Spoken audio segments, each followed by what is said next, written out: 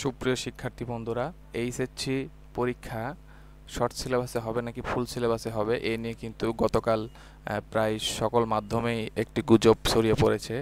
এরই পরিপ্রেক্ষিতে আজকে আমরা দেখব এইচএসসি পরীক্ষার গুরুত্বপূর্ণ একটি নোটিশ। এই নোটিশে আসলে কি বলা হচ্ছে এটা আমরা আজকে দেখব। তো তার জন্য প্রথমেই তোমরা চলে আসবে ঢাকা এডুকেশন শিক্ষা বোর্ড।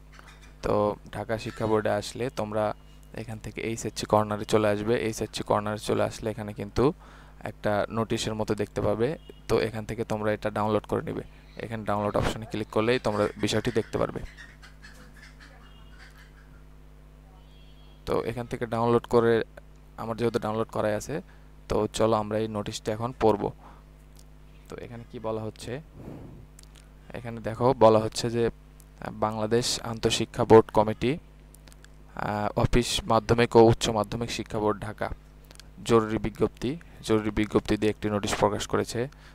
সংশ্লিষ্ট সকলের অবগতির জন্য জানানো যাচ্ছে, সামাজিক যোগাযোগ মাধ্যমে 2024 সালের এইচএসসি সমমান পরীক্ষা সংক্ষিপ্ত নম্বরের ভিত্তিতে মূল্যায়ন সম্পর্কিত একটি বিজ্ঞপ্তি প্রচারিত হয়েছে, যার পত্র নং, এখানে পত্র নং দেওয়া আছে, তারিখ 11/8/24।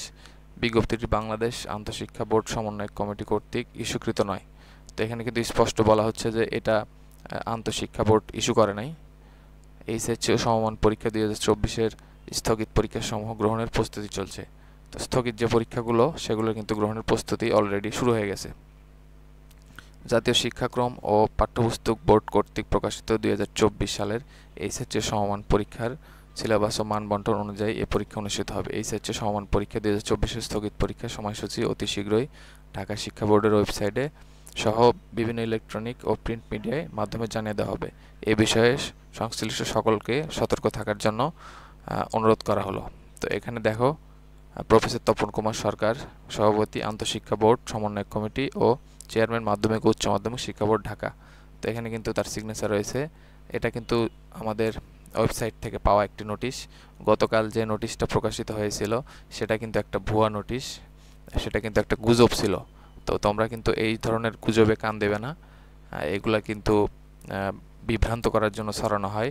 তো সকলকে ধন্যবাদ, আমাদের চ্যানেলের সাথে থাকো, অরিজিনাল নিউজ তোমরা অবশ্যই পাবে। তো তোমাদের প্রস্তুতি চালিয়ে যাও। তো তোমাদের অসংখ্য ধন্যবাদ।